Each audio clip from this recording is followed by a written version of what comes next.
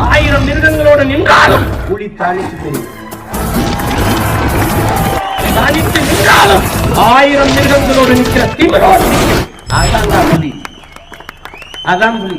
பேரன்பிற்கினிய தமிழ் சொந்தங்களுக்கு புரட்சிகர வணக்கம். அதாவது ஒரு மனிதன் அடிபட்டு விழும்போது தான், ஒரு மனிதனுக்கு ஏதாவது ஒரு கெட்டது நடக்கும்போது தான் அவனை சுற்றி இருக்கக்கூடியவர்கள் எப்படிப்பட்டவர்கள் அப்படிங்கிறத அவரே தெரிஞ்சுக்க முடியும். அப்படிங்கிறது மனித வாழ்க்கையின் இயல்பு, அது ஒரு தத்துவம்.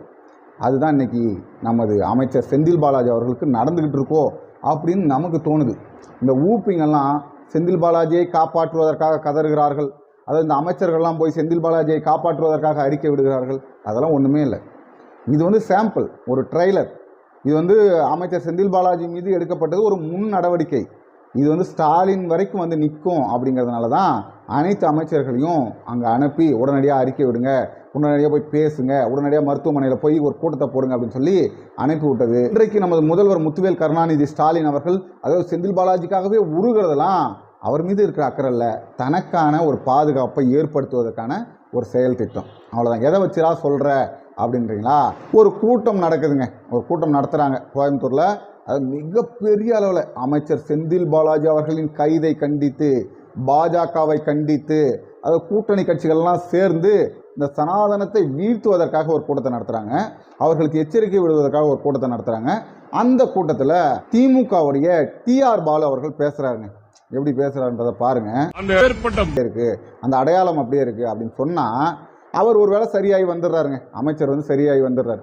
நாளைக்கு ஏதோ ஒரு விவாத நிகழ்ச்சியில் வாக்கு சேகரிக்க போகிற இடத்துல அவர் ஒரு எதிர்கட்சியை தாக்கி கோபமாக ஆக்ரோஷமாக ஏதாவது பேசுனா அன்னைக்கு கேட்பாங்க இல்லையா, ஏய் நீ என்னையா நீ அமலாக்கத்துறைக்கு பயந்துக்கிட்டு, அமலாக்கத்துறை நடவடிக்கைக்கு பயந்துக்கிட்டு ஃபேண்ட்டிலே உச்சார்ந்தவன் தாண்டா நீ, ஃபேண்ட்டிலே சிறுநீர் கழிச்சவன் தாண்டா நீ அப்படின்னு சொல்லலாம் பேசுவாங்க இல்லையா. அது நாகரிகமான செயலா? இதை இவர்களே, அதாவது ஒரு முக்கிய பொறுப்பாளர்களாக தலைமை பொறுப்பில் இருக்கக்கூடியவங்களே இப்படி பேசலாமா அப்படின்னா, அவர்களுக்கு அமைச்சர் செந்தில் பாலாஜி மீது இருந்த வன்மம் ரொம்ப வந்த குறுகிய நாளில் அதிமுகவில் வந்தால் நாங்கள் காலங்காலமாக திமுக நிற்கிறோம், பரம்பரையாக திமுக நிற்கிறோம், திமுகவாக உழைச்சோன்னு சொல்கிறோம், திமுகவாக பல போராட்டங்களை பண்ணோன்னு சொல்கிறோம். ஆனால் இவன் வந்த உடனே என்ன மேஜிக்லாம் பண்ணி பயங்கரமாக முதல்வருக்கு ஒரு வருமானத்தை காட்டி அவரை மயக்கி இவன் முதல்வருக்கு அருகாமையிலே இருக்கானே, எது செஞ்சாலும் செந்தில் பாலாஜி என்ற பேர் வருது, அடுத்த முதல்வர் என்ற அளவுக்கு செந்தில் பாலாஜியோட பேர் வருது அப்படின்னு சொல்லி வயிறு எறிஞ்சிட்டு இருந்தாங்க. அதனுடைய வெளிப்பாடுகள் தான் இப்போ ஒவ்வொருடைய பேச்சு. அவர் மட்டும் இல்லைங்க, அவர் மட்டும் கிடையாது, நமது ஆர்எஸ் பாரதி கூட சொல்லியிருக்காரு. அவர் என்ன சொல்லியிருக்காருன்னா, செந்தில் பாலாஜி அவர்கள் மீது நடவடிக்கை எடுக்க நாங்கள் எதுவும் தடையெல்லாம் சொல்லலை, அது அதிமுக காலத்தில் போட்ட வழக்கு, அதற்கு எடப்பாடி பழனிசாமி தான் பொறுப்பேற்றுக்கணும், நாங்கள் அதுக்கு பொறுப்பேற்றுக்கணும்னு அவசியமே இல்லைன்னு சொல்கிறாரு. இப்போ அவர் யாருடைய அமைச்சர்? அவர் தான் ஒரு திருடர், ஒரு அயோக்கியர் தெரியுது இல்லை, அப்புறம் எதுக்கு நீங்கள் கட்சியில் சேர்த்தீங்க அப்படின்னு சொல்லி பொதுமக்கள் கேள்வி கேட்க மாட்டாங்களா? நாம் கேட்க மாட்டோம், நம்ம திமுகவுக்கு எதிராக வாயே திறக்க மாட்டோம், பொதுமக்கள் கேள்வி கேட்பாங்க இல்லையா. இன்றைக்கு திமுகவே அமைச்சர் செந்தில் பாலாஜிக்கு எதிராக திரும்பி நிற்குதுன்னு தான் சொல்லணும்.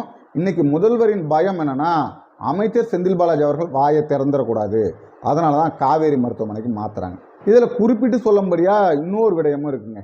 அதாவது 90% அடைப்பு இருப்பதை நான் நம்பலைங்க, நான் இதை ஏற்கவே இல்லை, என்னால் இதை நம்பவே முடியாது, இதை உறுதிப்படுத்தணும்.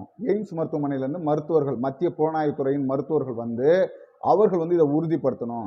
90% அடைப்பு இருக்கக்கூடிய ஒரு மனிதனால் மல்லாந்து படுக்க முடியாது, அவன் அந்த அளவுக்கு ரொம்ப வலியாக இருக்கும், ரொம்ப அது மாதிரி படுத்தா உயிர் போகக்கூடிய கண்டிஷன் கூட வந்துடும் அப்படின்னு சொல்லி சொல்கிறாரு.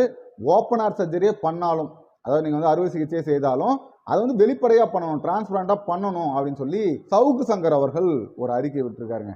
நீதிமன்றம் அவர் பேசுவதற்கு தடை விதிச்சிருக்கு. நீ இது மாதிரிலாம் பேசக்கூடாது, இந்த மாதிரி நடந்துட்டு இருக்கு, உங்கள் வாயை மூடுங்க அப்படின்னு சொல்லி பேசுவதற்கு தடை விதிச்சிருக்கு. இப்போ நம்ம அந்த காவேரி மருத்துவமனை வந்தோம் இல்லையா, அந்த சம்பவத்துக்கு வந்துடும். இப்போ காவேரி மருத்துவமனைக்கு ஏன் மாற்றினாங்க அப்படின்னு சொன்னால், காவேரி மருத்துவமனை திமுகவின் மருத்துவமனை மாதிரி. கலைஞர் அவர்கள் அங்கே தான் உயர் சிகிச்சைகள் எடுத்துட்டாரு.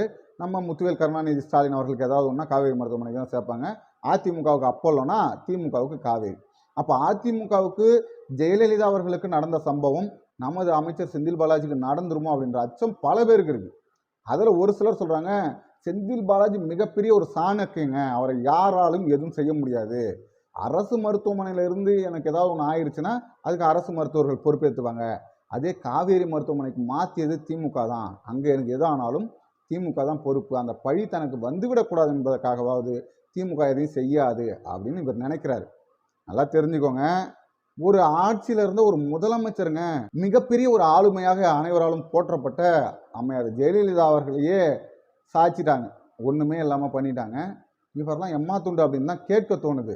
அவர் மீண்டு வர வேண்டும் அப்படிங்கிறதுல நம்மளுக்கு மாற்று கருத்தில் அவருக்காக நம்ம வந்து பிரார்த்தனைகள் செய்கிறோம்.